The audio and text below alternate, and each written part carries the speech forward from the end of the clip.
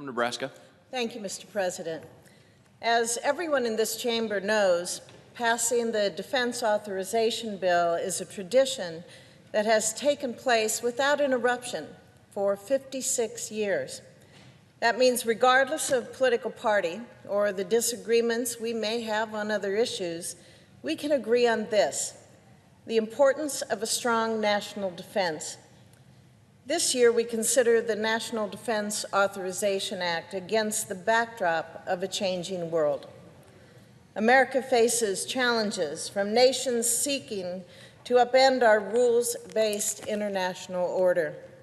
These nations aim to undermine the United States and her allies and disrupt the American-led system of international commerce and security that have been the foundation of global prosperity since the end of World War II. America is at a crossroads, and as we look out at the forces that threaten our security, we need to be ready to defend our way of life. In Europe, a newly emboldened Russia, under the control of Putin, seeks every opportunity to exert its malign influence, undermine democracies, flaunt international law, and bully our NATO allies. In Asia, expansionist China is working to coerce its neighbors, invest millions in military modernization, construct illegal artificial islands, and challenge American leadership across the globe. In short, we have re-entered an era of great power competition.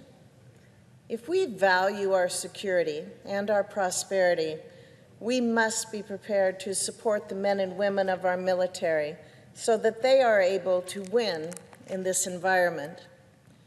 Earlier this year, Secretary of Defense Jim Mattis presented Congress with the National Defense Strategy. This blueprint for the nation's defense thoroughly emphasizes the fact that interstate competition is now the focus of our United States national security. The priorities laid out in the NDS provide a roadmap for confronting these challenges head-on, and now is the time to fund them. That is why I'm proud to stand before you in support of the FY 2019 National Defense Authorization Act. With this legislation, we take important steps to ensure our nation's defense is ready to deter and defeat great power adversaries. This year's NDAA provides $716 billion in fiscal year 2019 for the national defense, a direct investment in building an agile, capable force that is prepared to take on the threats of the 21st century. This authorization closely aligns with the core tenets of the NDS. It provides key investments in modernization priorities that will help prepare our military to defeat threats identified by Secretary Mattis and position our forces to be more lethal against our major foes. First and foremost, this legislation fully supports the sustainment and the modernization of our nuclear forces. I serve as the chair of the Subcommittee on Strategic Forces, whose jurisdiction includes nuclear forces, missile defense, and national security of our space programs. The subcommittee increased investments in each of these areas in order to speed the development of next-generation capabilities and to meet the unfunded priorities of the military service branches and of our warfighters. Additionally, the bill before us today fully supports the administration's 2018 Nuclear Posture Review, which charts a responsible path forward to make sure that our nuclear forces continue to deter strategic attacks on our homeland and also to assure our allies. Across all spectrums, this legislation helps support the needs of the warfighter and the goals of our national security. At sea, The FY 2019 NDAA includes over $23 billion for shipbuilding to fully fund 10 new combat ships and accelerate funding for several future ships so that we can continue to ensure free navigation across the world's oceans. On land, it authorizes more than $1.5 billion to procure 135 Abrams tanks and authorize $190 million to prototype the next generation combat vehicle, which is $70 million more than the administration's request, to ensure that we are prepared to fight, and that we are prepared to fight and to win. And in the air, it ensures our forces are ready by authorizing nearly $400 million for the RC-135 family of intelligence, surveillance, and reconnaissance platforms, which are proudly headquartered at the 55th Wing of Offutt Air Force Base in Nebraska. Though the threats of today are pressing, we must continue preparing to meet and defeat the adversaries of tomorrow. That is why this legislation makes significant investments in building the future force.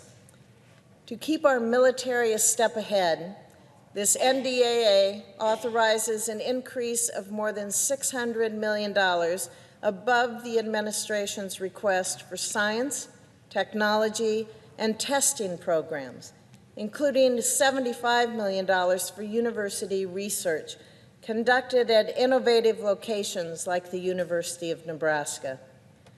All told, the FY 2019 NDAA provides a wide spectrum of investment that will help our military stay ahead and ensure that we never have to face an adversary with equal capabilities. Just as importantly, this bill demonstrates the belief of the United States Senate that the most important asset in our arsenal is not weapons, it's not a weapon platform, but it is the men and women who wear the uniform.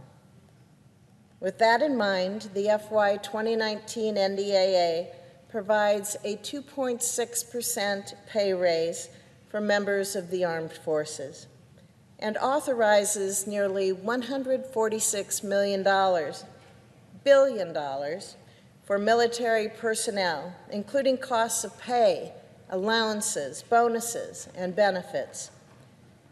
We all know that meeting the challenges of tomorrow means having the best talent.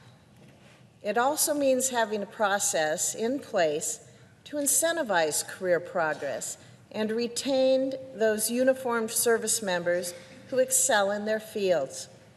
And that is why this legislation also makes important, much-needed reforms that will modernize our personnel system.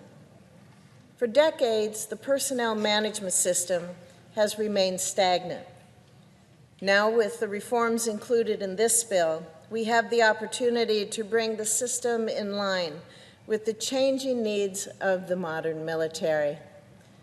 The FY 2019 NDAA lays the groundwork for new career flexibility and provides additional opportunities for the highest performers to advance, opening doors to allow the best and the brightest to take on tomorrow's leadership roles.